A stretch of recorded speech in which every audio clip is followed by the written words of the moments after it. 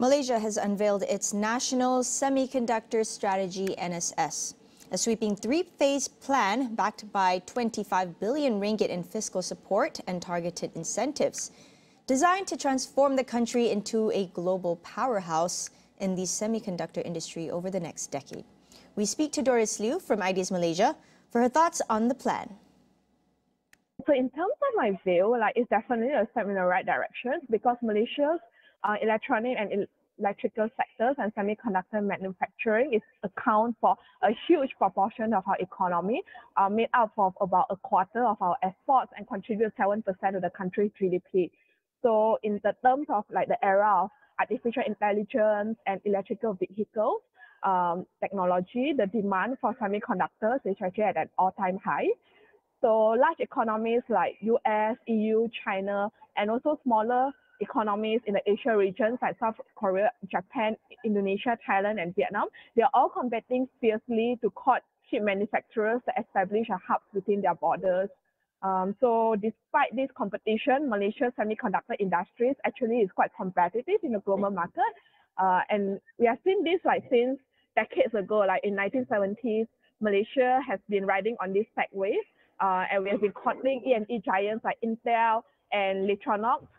And this creation of a free trade zone in Penang and tax holidays, industrial parks, warehouses, along with an English-speaking workforce, make Malaysia actually an attractive destination for foreign direct investment. Although there have been many efforts by the government to accelerate Malaysia's transition to high-value manufacturing, there is much more needed when it comes to producing high-quality talents within the semiconductor industry. Actually, firstly, we need to actually address our skills mismatch. So in one of the report by Japanese manufacturers, they actually mentioned that Malaysia is very attractive, but they have difficulties in finding skilled labor over here. So in this plan, we see that the government plan to train up 60,000 skilled engineers to bridge the gap, but this would take a while.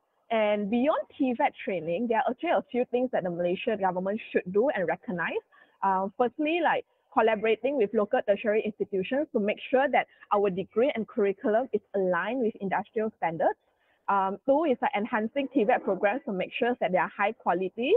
And third, to recognize this TVET program because there's also feedback from the ground that the industrial leaders and some companies actually don't recognize TVET program as much as a tertiary education. But we see that it's actually a significant proportion of our low-skilled and semi-skilled laborers that could upskill themselves to be a leader and industry experts in a particular sector.